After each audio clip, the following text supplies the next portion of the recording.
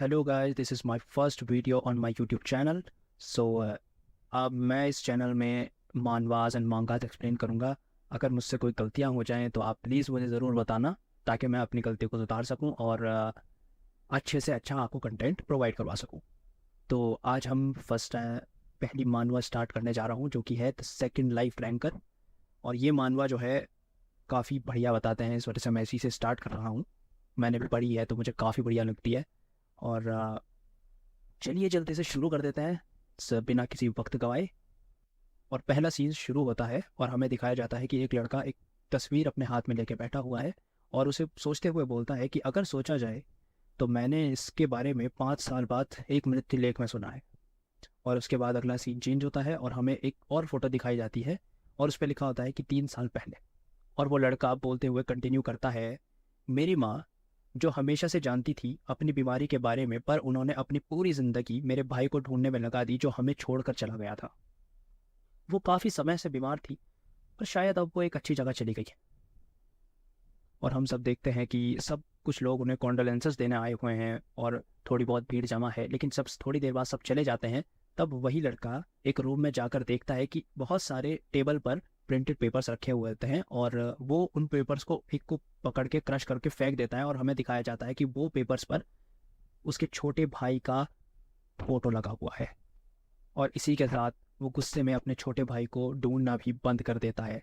और वो बताता है कि मैं कोरिया छोड़कर जा रहा हूँ और शायद मुझे अब यहाँ आने की कभी ज़रूरत भी ना पड़े, क्योंकि मेरा भाई तो यहाँ है ही नहीं और मेरी माँ जो है उनका देहांत हो गया है।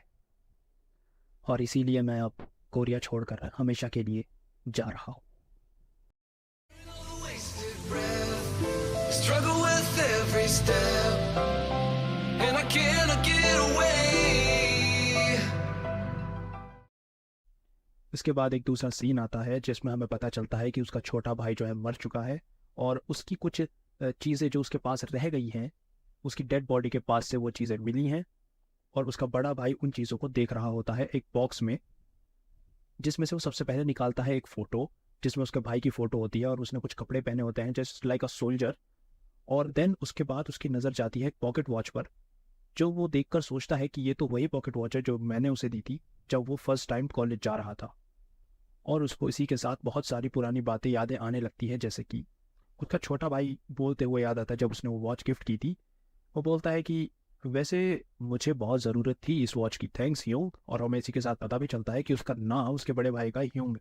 और उसका छोटा भाई बोलता है वैसे मुझे बहुत पसंद आई थी और ये एक डिजिटल वॉच से तो बहुत ही बढ़िया है, और थैंक्स ह्यूंग, तुम्हारे बहुत बहुत शुक्रिया, तुमने मुझे इतनी प्यारी वॉच गिफ्ट की है। और तभी बड़ा भाई बोलता है, तो क्या बोलते हो छोटे भाई, मेरी पसंद अच्छी है ना? छोटा भाई उस पर रिस्पॉन्ड करते हुए बोलता है, पर ये क्या लिखा है? JW तो मैं मेरे नेम में आता ही है, बट ये CAH क्या है? और जिस पर बड़ा भाई बोलता है, ये तो तुम्हारे लास्ट नेम की स्पेलिंग है ना? और छोटा भाई बोलता है कि नहीं, ये स्पेलिंग गलत है, मेरे नाम में CHA आता है और यहाँ पर CAH लिखा हुआ है। और फिर बड़े भाई को भी समझ आ जाता है कि उसने जिससे लिखवाया है उससे स्पेलिंग मिस्टेक हो चुकी है और वो अपने छोटे भाई से वापस मांगता है कि लाओ मैं इसको ठीक करा कर ले आता हूँ। लेकिन छोटा भाई उसके रिस्पॉन्स में बोलता है कि नहीं, कोई बात नहीं, इसकी कोई ज़रूरत नहीं है, मुझे पता है आपने इसे मुझे बहुत प्यार से दिया है मेरे बड़े भाई, इस वजह से मैं इसको अपनी यही स्पेलिंग अपनी नेम की बना लूँ। और यही सब चीज़ें याद करके ह्यूंग बैठा होता है और स्माइल कर रहा होता है, लेकिन बहुत ज़्यादा दुखी होता है। तभी थोड़ी देर में एक उस क्लॉक में से एक आवाज़ निकल के आती है, मेरे बड़े भाई, जो इसको हम एक ना एक दिन ज़रूर सुनेंगे। मेरे बड़े भाई, जब तुम इसको सुन रहे होगे मैं शायद इस दुनिया में नहीं रहूँगा। जो भी तुम सुन रहे हो वो तुम्हारा वहम नहीं है, पर इस क्लॉक में कुछ भी अलग से इंस्टॉल नहीं किया गया। मुझे माफ़ करना, मेरी वजह से तुम बहुत ज़्यादा मुश्किल वक्त से, मुश्किल हालात से गुजरे हो। मैं बस माँ के लिए इलाज ढूंढना चाहता था जिससे वो बिल्कुल ठीक हो सके, लेकिन मैं बहुत ज़्यादा दूर चला गया था, तुम सबसे बहुत ज़्यादा दूर। अक्टूबर 3 को 2013, इस दिन मेरे पास एक अनजान अजीब सा मैसेज आता है जिसमें लिखा होता है कि अगर तुम ऑब्सलिक टावर को पार कर लेते हो तो तुम्हारी कोई भी जो विश होगी, तुम्हारी जो कोई भी इच्छाएं होंगी, वो असलियत बन सकती है, तुम गॉड बन सकते हो जैसे, बिल्कुल। और अगर तुम इसमें पार्टिसिपेट करना चाहते हो तो यस और नो दबाकर हमें रिस्पॉन्स करें। अब आमतौर पर मैं ऐसे मैसेजेस को बिल्कुल भी लाइक नहीं करता, बिल्कुल भी मैं इन पर ध्यान नहीं देता, लेकिन जब मैंने मॉम की तबीयत देखी, मैंने मॉम की तरफ देखा, तब मुझे लगा कि मुझे इसे करना चाहिए और मैंने उन्हें देखकर उस पर यस क्लिक कर दिया। और उसी दिन के बाद से मुझे बहुत अजीब और बहुत डरावने सपने आने लगे और फाइनली 12 अक्टूबर 2013 को मुझे कुछ ऐसा दिखा जो सपना नहीं था और वो एक रियलिटी थी।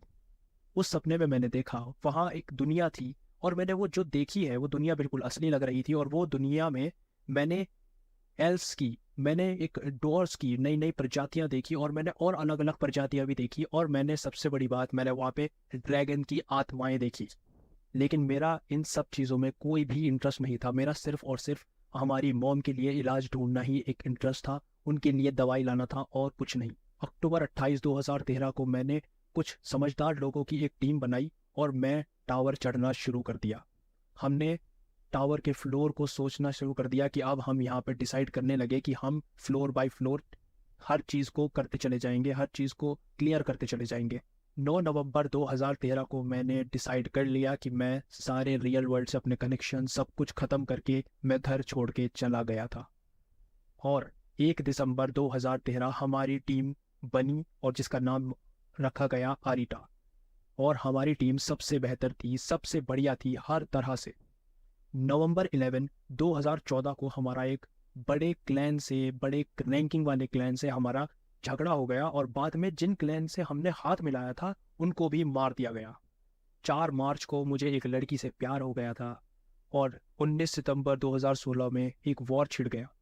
और 16 जून 2017 में हमारी टीम में हमारे आसपास एक गद्दार होने की खबर फैलने लगी, जिसकी वजह से सब ने एक दूसरे पे भरोसा ही करना बंद कर दिया था। 1 नवंबर को मैं जिस लड़की से प्यार करता था उसने मेरे दिल में चाकू घोंप कर मुझे मरता हुआ छोड़ दिया और मेरी बॉडी भी सड़ने लगी है। मैं तुम्हें बहुत मिस करता हूँ मेरे भाई यूंग। और 28 फरवरी 2018 मेरे पास वो जादुई मेडिसिन आखिरकार आ ही गई। मैं तुम्हें भेज नहीं सकता, मैं सिर्फ और सिर्फ तुम पर ही भरोसा कर सकता हूँ, मैं तुम्हें ही भेज सकता हूँ और किसी को भी नहीं भेज सकता। और फिर हम देखते हैं कि यूंग एक सोफे पे बैठा है और वो बहुत ज़्यादा दुखी है। और फिर वॉच में से आवाज़ आती है, मैं उम्मीद करता हूँ कि तुम एक दिन इस सब को ज़रूर सुनोगे मेरे बड़े भाई। और फिर इसमें आवाज़ आनी बंद हो जाती है। थोड़ी ही देर बाद उस क्लॉक में से दोबारा एक आवाज़ निकल आती है और थोड़ी ही देर बाद उस क्लॉक में से एक पावर निकलनी शुरू हो जाती है जो कि ह्यूंग की बॉडी में ट्रांसफ़र होनी शुरू हो जाती है। और जैसे ही वो ट्रांसफ़र होनी शुरू हो जाती है ह्यूंग को बहुत ज़्यादा तकलीफ़ होना शुरू होता है और उस पावर को माना बोला गया है। ह्यूंग के अंदर बहुत तेज़ी पर एक पावर जनरेट होना शुरू हो जाती है और उसे कई तरह की चीज़ें दिखनी शुरू हो जाती है। उसे अपने भाई की, अपने छोटे भाई की मेमोरीज दिखनी शुरू हो जाती हैं, कुछ लोग दिखने शुरू हो जाते हैं, ब्लरी इमेज दिखनी शुरू हो जाती हैं। और उसको एक नाइफ दिखता है जो ब्लड में पूरा भीगा हुआ है और उसको अपना भाई दिखता है ब्लड में। और थोड़ी ही देर बाद लिखा आता है कि अवेकनिंग कंप्लीट।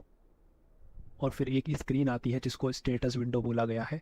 और फिर स्टेटस विंडो आती है, उस पर लिखा आता है और सामने एक स्क्रीन आती है, उसमें लिखा होता है कि पावर ट्रांसफ़र अभी अधूरा हुआ है, पूरा नहीं हुआ, क्योंकि ह्यूंग की बॉडी अभी भी उसके लिए परफेक्ट नहीं है। इस वजह से उसमें अभी भी पावर कम्प्लीटली नहीं आई है, सिर्फ और सिर्फ 5% पावर ही आई है, जिसकी वजह से ह्यूंग के कुछ बॉडी पार्ट्स एडवांस हो गए हैं। और एक और स्टेटस विंडो निकल कर आती है सामने, जो स्टार्टिंग में ही उसका नाम लिखा होता है ह्यूंग का, और देन उसका टाइप लिखा होता है प्लेयर का और उसके स्किल्स होते हैं और उसकी मैन पावर, एबिलिटी, स्टेमिना सब उसमें लिखा होता है। और थोड़ी ही देर बाद और फिर हम देखते हैं कि ह्यूंग को समझ आने लगा है कि क्या हुआ है उसके भाई के साथ, और वो खड़ा होकर गुस्से में बोलता है कि मैं समझ गया हूँ अब मेरे छोटे भाई को क्या हुआ था, और अब मैं समझ गया हूँ कि मेरे भाई को क्यों मारा गया और क्यों मेरे भाई को मेरे पास ऐसे आना पड़ा 5 सालों बाद। अब मैं अपने भाई का बदला ज़रूर लूँगा।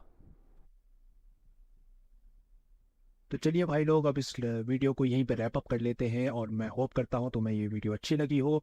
और मैं चाहता हूँ कि अगर मेरी इसमें कोई भी गलतियाँ नज़र आती हैं तो प्लीज़ मुझे बता देना, और please do like my video, share my video with your friends, and please do subscribe my channel. और भाई की मदद कर दो यार थोड़ी सी। तब तक के लिए पीस आउट, जय Hind. Can't see a reason to try to fight for me.